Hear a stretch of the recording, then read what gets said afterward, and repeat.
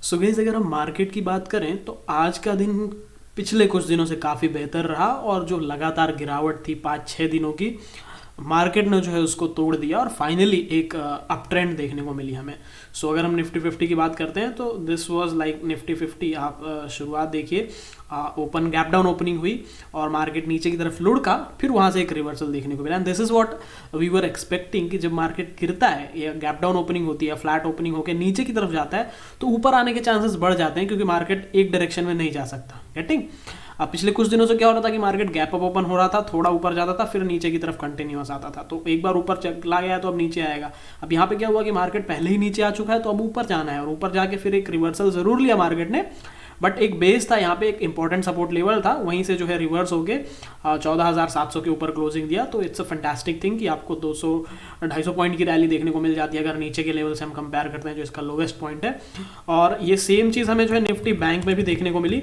Nifty bank की अगर हम बात करें तो निफ्टी बैंक भी आप देखिए सेम पैटर्न में, जो पहले नीचे आई फिर ऊपर गई, फिर एक जो है नीचे सपोर्ट लेकर के निफ्टी बैंक भी वापस ऊपर जाके क्लोजिंग दिया निफ्टी बैंक ने। तो इट्स अ गुड थिंग। अभी अब अगर हम मंडे के लिए बात करें कि निफ्टी बैंक के लिए क्या डायरेक्शन होगी, तो आप समझिए कि निफ्टी बैंक के लिए ये जो है ये एक इंपॉर्टेंट लेवल होने वाला है, यहाँ पर कहीं पर ओपन होनी चाहिए। गेटिंग? अगर यहाँ पर कहीं पर निफ्टी बैंक की जो है ओपनिंग होती है तो इससे एक इंपॉर्टेंट लेवल मिलने वाला है आपको। आप जो है ये वाला पॉइंट पकड़ के चलिए, निफ्टी बैंक के लिए ये वाला जो पॉइंट है एक अच्छा रेंज होने वाला है। और इस रेंज के आसपास अगर ओपन होता है तो हमें एक फ्लैट ट्रेड देखने को मिल सकता है। यही एक रेंज मिलेगा, अपर रेंज और एक लोअर रेंज। इसी रेंज में जो है निफ्टी बैंक ट्रेवल कर सकता है। बट अगर इसके ऊपर या एज के आसपास कहीं ना कहीं ओपनिंग होती है तो एक दूसरा डायरेक्शन मिलेगा। और सिमिलरली अगर हम निफ्टी 50 की बात करें तो निफ्टी 50 में भी ये सेम चीज़ देखने को मिलेगी कि सोमवार के दिन निफ्टी 50 के लिए जो एक इंपॉर्टेंट रेजिस्टेंस होने वाला है that is going to be here. आप देखिए यहाँ पर एक अच्छा खासा रेजिस्टेंस है, तो ये वाला जो पॉइंट है इसी के आसपास ओपन होंगी और यहाँ पर 200 पॉइंट का एक रेंज पकड़ के चलिए, 150 से 200 पॉइंट, उसी के आसपास जो है निफ्टी भी ट्रैवल करेगी। अब मैंने आपको दो स्टॉक दिए थे, उसमें सबसे पहला जो था दैट वाज आईटीसी। आईटीसी के बारे में बात करता हूँ मैं आपसे। सो अगर मैं आईटीसी की बात करूँ तो आईटीसी आप देखिए कि पॉजिटिव मोमेंटम के साथ ही ओपन हुआ, मतलब थोड़ा सा कंसोलिडेशन जरूर था, मार्केट भी नीचे की तरफ जा रहा था, बट जब रिकवरी दिखाया इसने तो यहाँ से कहीं से आप 215-216 से पकड़ सकते थे। आपको अच्छा खासा टारगेट देखने को मिला। आप देखिए यहाँ तक का टारगेट 225 को छुआ, ऑलमोस्ट 225 पे काफ़ी टाइम तक सस्टेन किया। तो मतलब अगर आप 216-217 में पकड़ते तो 5-6 रुपये का प्रॉफिट भी देखने को मिला आपको यहाँ पर आईटीसी में, अपसाइड में। बट मैंने जो आपको बोला था कि 220 के ऊपर पकड़िए आप, तो 220 के ऊपर अगर किसी ने भी पकड़ा होगा तभी भी 5 रुपये का प्रॉफिट बनता हुआ दिख रहा है। सो आईटीसी में कोई चांस नहीं था जो है कि आप कह सकें कि भाई प्रॉफिट नहीं बना। डेफिनेटली पूरा मौका था आईटीसी में प्रॉफिट बनाने का। And same goes for this thing what मैंने आपको जो दूसरा स्टॉक दिया था that was SBI card. So SBI card में भी आप नहीं कह सकते कि प्रॉफिट नहीं बना। एसबीआई कार्ड भी देखिए आप गिरा, थोड़ा नीचे जरूर आया, एक लोवेस्ट पॉइंट यहाँ पर एक बेस बनाया। तो अगर आप यहाँ पर पकड़ते हैं एसबीआई कार्ड को तो इस प्राइस में भी आपको अच्छा खासा मौका मिला। मैंने आपको जो शॉर्टिंग का लेवल दिया था वो यहीं पर था, 983 था।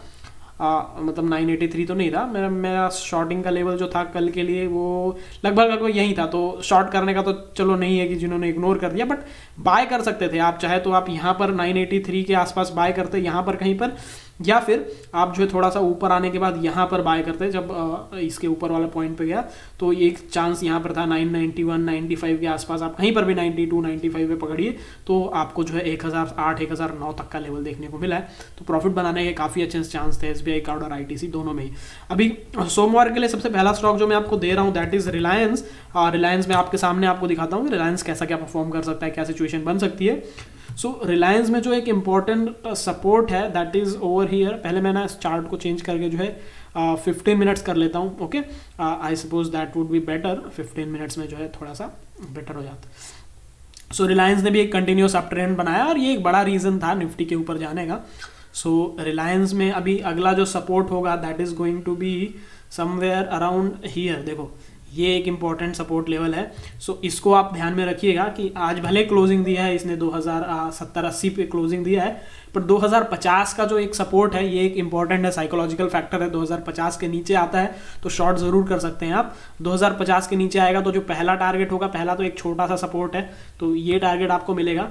उसके बाद फिर अगर यहाँ से फिसलता है तो आपको जो है अगला टारगेट यहाँ पे मिलेगा। एंड जो फाइनल 3 टारगेट में की बात कर रहे हैं तो this would be what you can expect. और अगर ये भी ब्रेक होता है तो फिर आपको बहुत नीचे तक रिलायंस जाता हुआ दिखेगा, ये चीज़ आपको देखने को मिल सकती है। तो आप ध्यान रखिए रिलायंस में 2050 को अगर तोड़ता है मंडे के दिन तो आप शॉर्ट कर दीजिए। पहला टारगेट आपका 2040, 2038, 35 यहाँ तक रहेगा, फिर 2020 और उसके बाद 2007 का टारगेट रहेगा। ये 3 टारगेट्स हैं और अगर ये भी ब्रेक होता है तो इवन आपको ये 1990 भी देखने को मिल सकता है। बट दिस इज लाइक कि ज़्यादा चांसेस नहीं है इस चीज़ के। आप इतना मान के चलिए कि 2050, 2055 को अगर तोड़ता है तो उसके बाद आप शॉर्ट कर सकते हैं। इवन ये लेवल के बाद भी आप शॉर्ट कर सकते हैं। ये भी टूटेगा तो 2050 इजीली मिल जाएगा। 2064 एक इंपॉर्टेंट सपोर्ट है, तो 2064 मैं बोलूँगा 2060 को आप पकड़ के चलिए। 2060 के नीचे आता है तो शॉर्ट कीजिए। टारगेट आप पकड़ के चलिए 2040 का, 20 रुपये का प्रॉफिट बन रहा है तो it is going to be 1% in Reliance. But अगर हम अप साइड की बात करें तो अप साइड में जो पहला सपोर्ट है दैट इज ओवर हियर। देखो ये सपोर्ट को आप पहले इसको तोड़ने दीजिए, आई मीन रेजिस्टेंस को। इसको थोड़ा सा हम जो है ये अमेंड कर सकते हैं, कोई बात नहीं।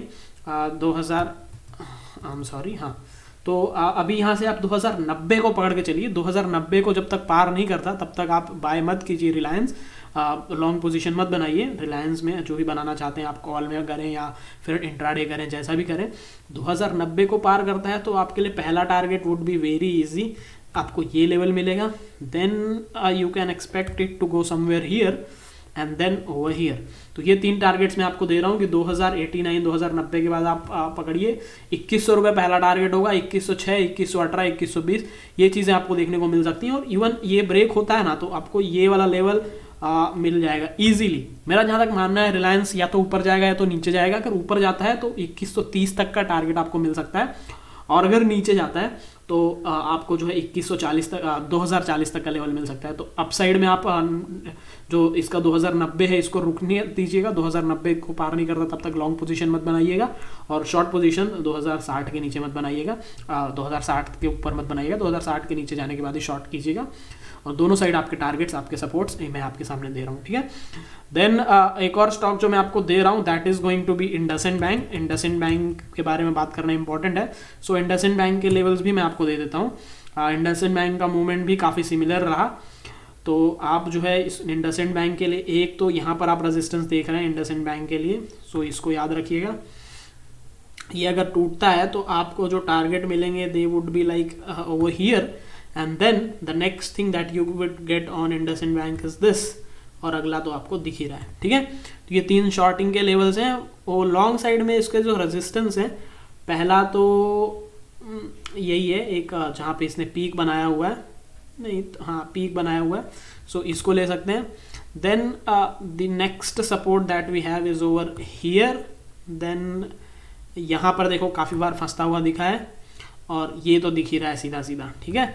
तो ये लेवल्स होंगे इंडसइंड बैंक में, आप याद रखिएगा। इंडसइंड बैंक ने जो आज क्लोजिंग दी है दैट इज 1011। अब 1016, 1017 के ऊपर आप लॉन्ग जा सकते हैं इसमें, 1023, फिर उसके बाद जो है आपको 1029 और 1038 तक के लेवल, मतलब 1040 तक देखने को मिल सकता है इंडसइंड बैंक में लॉन्ग साइड में। और शॉर्टिंग के लिए 1007, 1005 का जो लेवल है उसको आप पकड़ के चलिए। उसके बाद 1001, 994 और इवन 988 देखने को मिल सकते हैं आपको इंडसइंड बैंक में। अगर ये नीचे की तरफ जाता है तो इन इंपॉर्टेंट लेवल्स को ध्यान रखिएगा इंडसइंड बैंक में। और स्टॉप लॉस आप जरूर लगा के चलिएगा। देखिए अगर वो लॉन्ग पोजीशन बनाते हैं तो स्टॉप लॉस नीचे की तरफ 1007 का, और अगर शॉर्ट पोजीशन बनाते हैं तो ऊपर की तरफ स्टॉप लॉस 1016 में। तो ये इंपॉर्टेंट लेवल्स हैं, इंपॉर्टेंट क्लस्टर्स हैं। उसके बाद मैं आपसे बात करता हूँ टाटा स्टील की। तो टाटा स्टील में भी काफ़ी अच्छा मोमेंटम देखने को मिला। तो टाटा स्टील को आप ध्यान में रखिएगा। टाटा स्टील ने काफ़ी अच्छा मूव दिखाया है।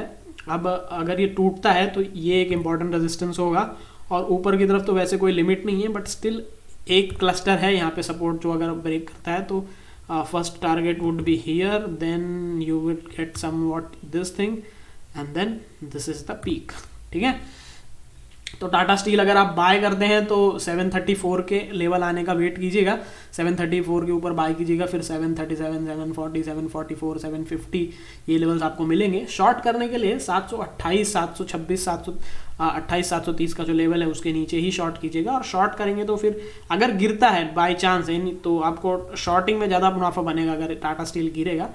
अदरवाइज गिरेगा तो नहीं। लॉन्ग साइड में भी जाता है तो काफ़ी अच्छा मुनाफा दे करके जाना चाहिए, बट हमारे टारगेट छोटे रहते हैं।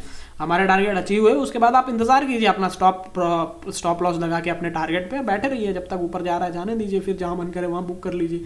नीचे आता है तो देखिए 723, 719 और 713 देखने को मिल सकता है टाटा स्टील के अंदर। ठीक है, तो दीज आर द स्टॉक्स जो आपको नज़र में रखने चाहिए, ध्यान में रखने चाहिए। अब अगर ये वीडियो पसंद आया तो please hit the like button. Channel पर पहली बार आए हो तो सब्सक्राइब ज़रूर कर लेना, आपके सपोर्ट की ज़रूरत रहती है, you know. Thank you so much for watching, bye bye, और लाइक कर देना। ठीक है, चलो बाय।